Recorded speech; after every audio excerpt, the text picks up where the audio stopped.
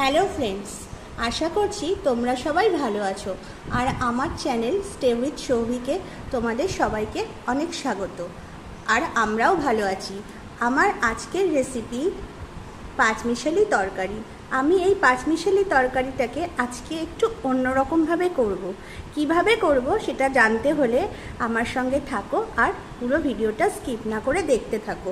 আমার এই পাঁচমিশালি তরকারিটা করার জন্য আমার এখানে লাগছে, আমি এখানে নিয়েছি পটলটাকে ঠিক এরকমভাবে কেটে নিয়েছি সাজনার ডাঁটা, আর নিয়েছি ঝিঙা, মিষ্টি কুমড়ো, মিষ্টি আলু আর আলু।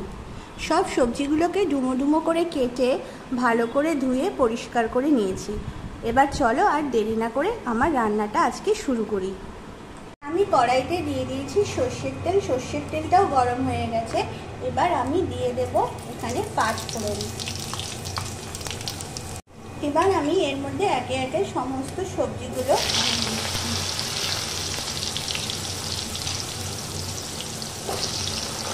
এবার আমি এর মধ্যে দিয়ে দিচ্ছি নুন। তারপর সবজিটাকে ভালো করে নেড়ে নিয়ে এবার আমি ঢাকা দিয়ে রেখে দেব যতক্ষণ সবজিগুলো ভালোভাবে নরম না হয়ে যাচ্ছে।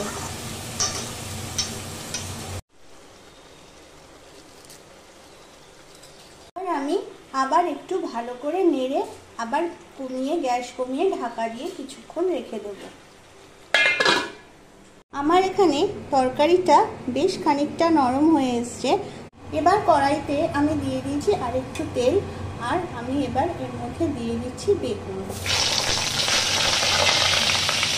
এবার আমি ওই তেলের মধ্যে দিয়ে দিচ্ছি সামান্য পরিমাণে চিংড়ি মাছ।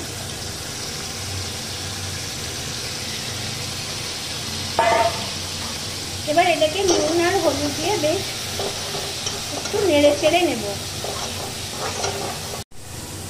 এবার আমি এই পাঁচমিশালি তরকারিটা এর মধ্যে দিয়ে দিচ্ছি। এখানে দিয়ে দেব আমি পরিমাণ মতো মিষ্টি বা চিনি। এখানে আমাদের চিংড়ি দিয়ে পাঁচমিশালি তরকারি একদম রেডি গরম ভাতের সাথে সার্ভ করার জন্য। আশা করছি তোমাদেরও এই ভিডিওটা খুবই ভালো লাগবে।